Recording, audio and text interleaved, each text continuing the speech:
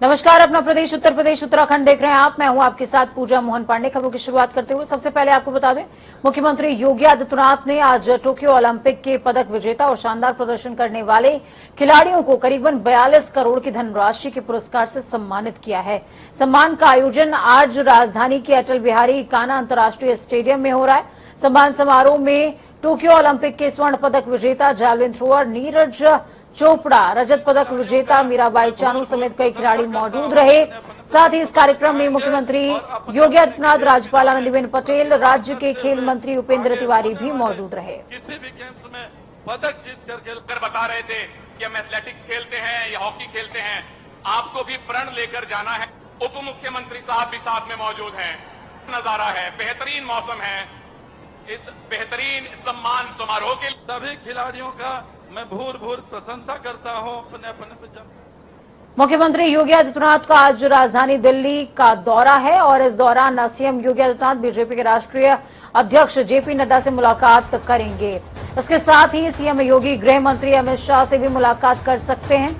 CM योगी के इस मुलाकात को लेकर कयास लगाए जा रहे हैं कि ये आने वाले विधानसभा चुनावों के मद्देनजर मुलाकात काफी अहम होने वाली है। तस्वीरें आपको दिखा रहे हैं, ये उस दौरान की तस्वीरें हैं हिंडन एयरपोर्ट से, जब गाजियाबाद से दिल्ली की ओर रवाना हो रहे थे सीएम योगी आदित्यनाथ। और ये दौरा काफी अहम माना जा रहा है क्योंकि प्रदेश बीजेपी अध्यक्ष स्वतंत्र देव सिंह और संगठन मंत्री सुनील बंसल पहले से ही दिल्ली में मौजूद हैं।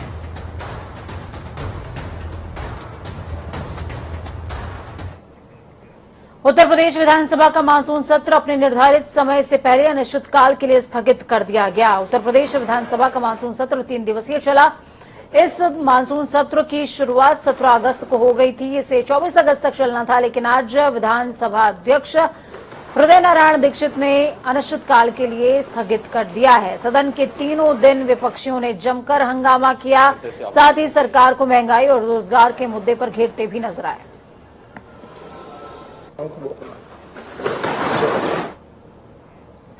यूपी विधानसभा के मानसून सत्र के तीसरे दिन आज सदन में अनुपूरक बजट पर चर्चा हो रही थी, लेकिन उसके पहले ही आपको बता दें कि विधानसभा के बाहर विपक्षी विधायकों ने सरकार के खिलाफ जोरदार प्रदर्शन किया। महंगाई के मुद्दे को लेकर समाजवादी पार्टी के विधायकों ने विधानसभा के सामने सिर पर एलपीजी सिलेंडर रखकर और सब्जी का ठेला लगाकर विरोध प्रदर्शन किया है। सपा एमएलसी राजपाल कश्यप, विधायक राजेश यादव सहित 5 से 6 विधायकों ने ये प्रदर्शन किया है। उत्तर प्रदेश विधानसभा का मानसून सत्र अपने निर्धारित समय से पहले अनिश्चितकाल के लिए स्थगित कर दिया गया। ऐसे में विपक्षियों ने फिर से एक बार बीजेपी सरकार को घेरने की कवायद की।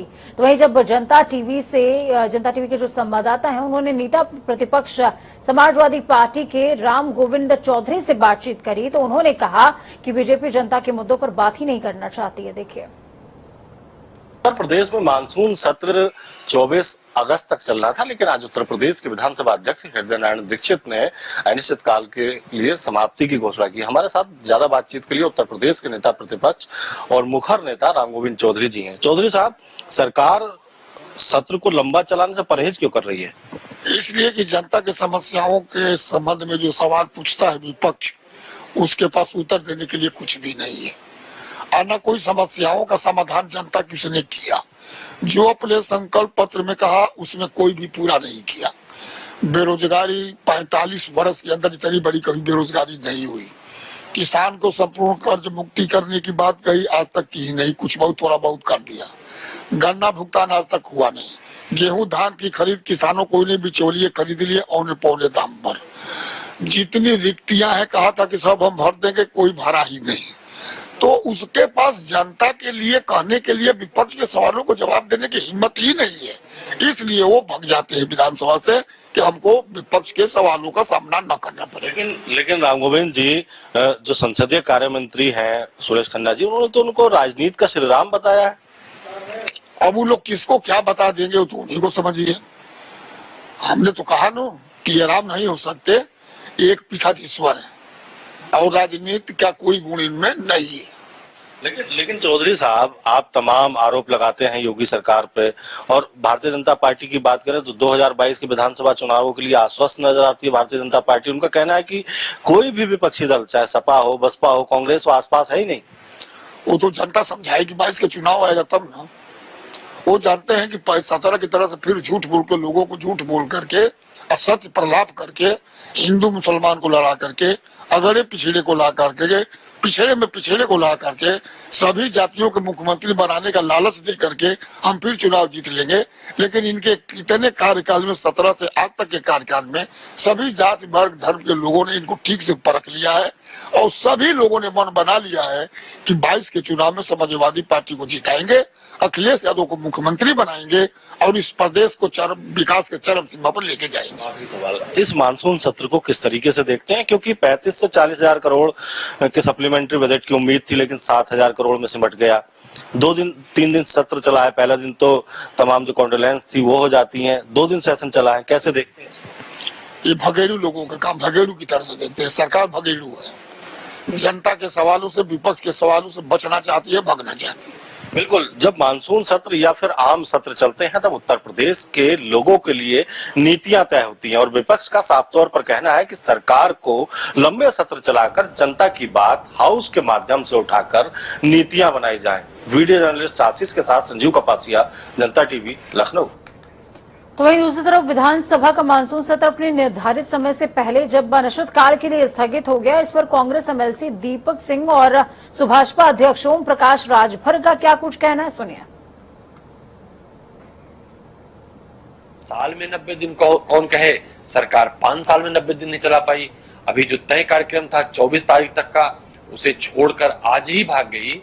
बेसिक मामला है, सरकार कांग्रेस पार्टी का विपक्ष के सवालों का जवाब देने की स्थिति में नहीं है, क्योंकि सरकार ने पिछले अपने 5 साल में कुछ किया नहीं, सिर्फ धोखेबाजी की, अपने पोस्टर लगाए, होर्डिंग लगाई, अपने विज्ञापन छपवाए और जनता से झूठ बोले। सरकार चर्चा से भाग रही है, जो जनता के जेन्युइन मुद्दे हैं उस पर बहस कराने से सरकार भाग रही है। अपनी नाकामी छुपाने के लिए जल्दबाजी में इन्होंने सदन को स्थगित किया है। हाउस चलना चाहिए, जनता से जुड़े हुए मुद्दों पर चर्चा होनी चाहिए, इस बात के लिए विपक्ष पूर्ण रूप से सहमत है। सरकार नहीं चाहती है कि जनता से जुड़े हुए मुद्दों पर चर्चा हो। उत्तर प्रदेश विधानसभा चुनाव से पहले बीजेपी के नेताओं ने कार्यकर्ताओं का उत्साह बढ़ाने के लिहाज से और मतदाताओं को अपने पक्ष में रखने के लिहाज से केंद्रीय मंत्रिपरिषद में शामिल हुए नए मंत्रियों और 16 अगस्त से जन आशीर्वाद यात्रा की शुरुआत करी थी। दरअसल यूपी के मतदाताओं को लुभाने के लिहाज से तमाम जो केंद्रीय मंत्री हैं वो सड़कों पर उतरे हैं और 3,665 किलोमीटर से ज्यादा का सफर तय किया जा रहा है। तस्वीरें आपको 3 दिखा रहे हैं, जहां से होकर के आज जन आशीर्वाद यात्रा गुजरी है बदायूं, संभल और गोंडा।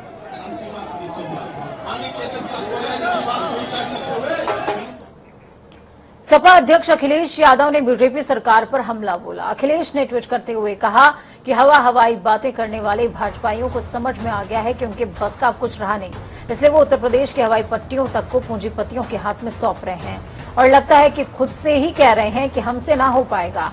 भाजपाई सब कुछ बेचकर चैन की नींद सोना चाहते हैं, नहीं चाहिए भाजपा।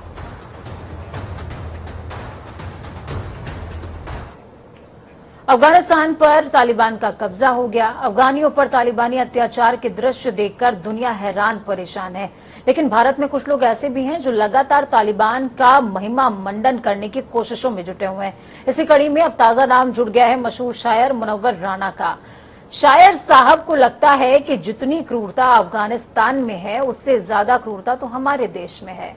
यूपी के सीएम योगी आदित्यनाथ ने ऐसे लोगों को जवाब देते हुए कहा कि अफगानिस्तान में महिलाओं पर अत्याचार हो रहा है, लेकिन कुछ लोग बेशर्मी के साथ तालिबान का समर्थन कर रहे हैं।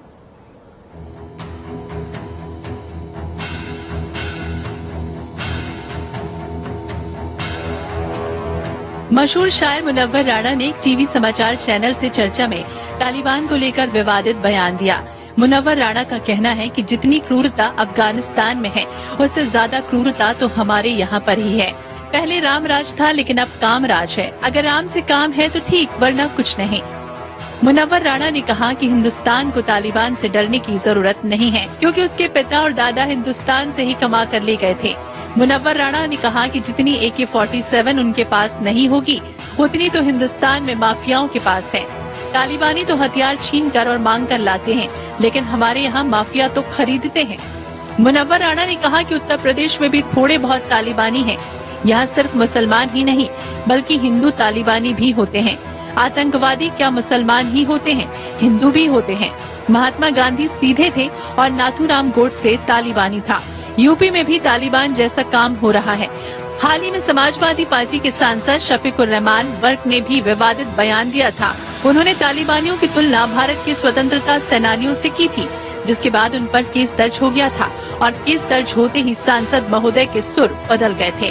वहीं उत्तर प्रदेश के मुख्यमंत्री योगी आदित्यनाथ ने गुरुवार को विधानसभा में कहा कि अफगानिस्तान में महिलाओं पर अत्याचार हो रहा है, लेकिन कुछ लोग बेशर्मी से तालिबान का समर्थन कर रहे हैं, लेकिन दूसरी तरफ महिलाओं के उत्थान की बात करते हैं। ऐसे लोगों की सच्चाई सामने आनी चाहिए। अध्यक्ष जी तालिबान का समर्थन कर रहे हैं कुछ लोग, महिलाओं के साथ क्या क्रूरता बरती जा रही है, वहां पर बच्चों के साथ क्या क्रूरता बरती जा रही है अफगानिस्तान में, लेकिन कुछ लोग बेशर्मी के साथ तालिबान का समर्थन किए जा रहे हैं, तालिबानीकरण करना चाहते हैं। ये सभी के चेहरे एक्सपोज किए जाने चाहिए समाज के सामने। वो चाहे शायर मुनव्वर राणा हो या फिर सपा सांसद शफीकुर रहमान बर्क, विवादित बयानों से इनका पुराना नाता रहा है। सांसद महोदय ने 2 तालिबानियों की तुलना भारतीय स्वतंत्रता सेनानियों से तक कर दी थी। वहीं शायर महोदय तालिबान से उठी बात को हिंदू तालिबानी और गांधी गोडसे से तक पहुंच गए। बहरहाल यूपी के सीएम योगी आदित्यनाथ का विधानसभा में दिया गया कड़ा बयान ऐसे लोगों को साफ संदेश देता है।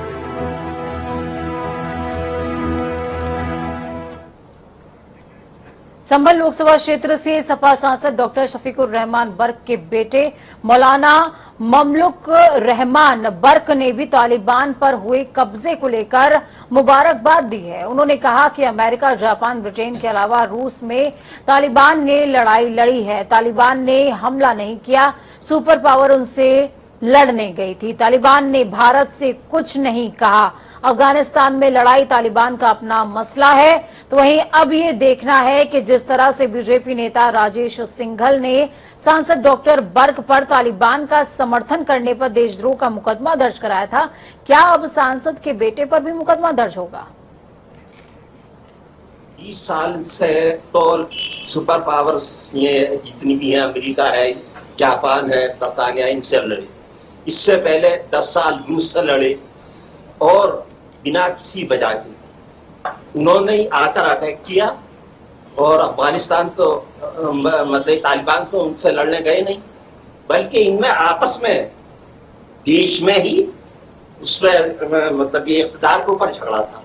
तो इसमें मैं समझता हूँ तालिबान की कोई गलती नहीं है और इसमें जो है हमारे देश का जहाँ तक ताल्लुक है वो तालिबान जो है हमारे देश के साथ है। हमारे देश के बारे में उन्होंने कुछ नहीं कहा, उसके खिलाफ कभी नहीं बोले, तो इसलिए हम जो है तालिबान को मुबारकबाद देते हैं।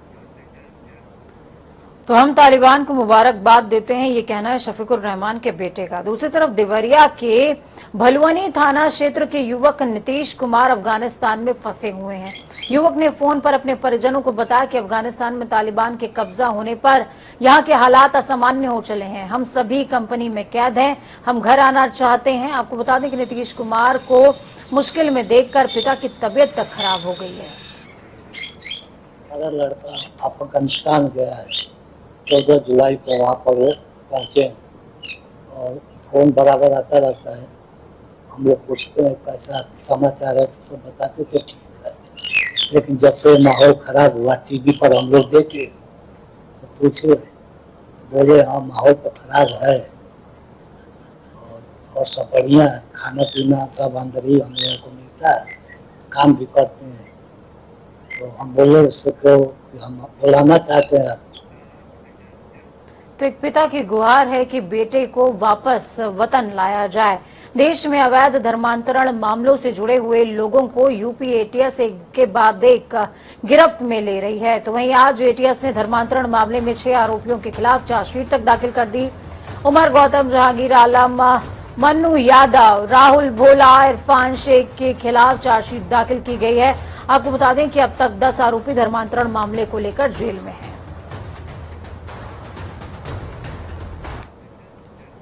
नेपाल के पहाड़ों पर लगातार हो रही बारिश से घाघरा नदी का जलस्तर काफी बढ़ गया। बहराइच जिले के मैसी तहसील के 2 दर्जन से ज्यादा गांवों में घाघरा नदी के उफान से पानी भर गया है। घाघरा नदी में जल का स्तर लगातार बढ़ने की वजह से पानी नदियों से बाहर निकलकर आने लगा है, जिससे कई गांव जलमग्न हो चले हैं। कई गांवों के घरों में इतना पानी घुस गया कि लोग पलायन करने को मजबूर हैं। ये कमर भर पानी है, राजू चौराहा जा रहा है। तो अभी तक कुछ जो है कोई प्रशासनिक कर्मचारी व्यवस्था नहीं हुई है? अभी कोई नहीं है। बाढ़ की स्थिति ये है कि मेन मार्ग जो है बहराइच जो जाता है कटाई घाट, ये पूरी तरह से जो है जल भराव भरा हुआ है और आने जाने वाले यात्रियों को बड़ी दिक्कत हो रही है। गोरखपुर में घाघरा रोहिन के बाद अब राप्ती नदी ने भी कहर बरपाना शुरू कर दिया। हर रोज दर्जन भर गांव बाढ़ की गिरफ्त में आ रहे हैं।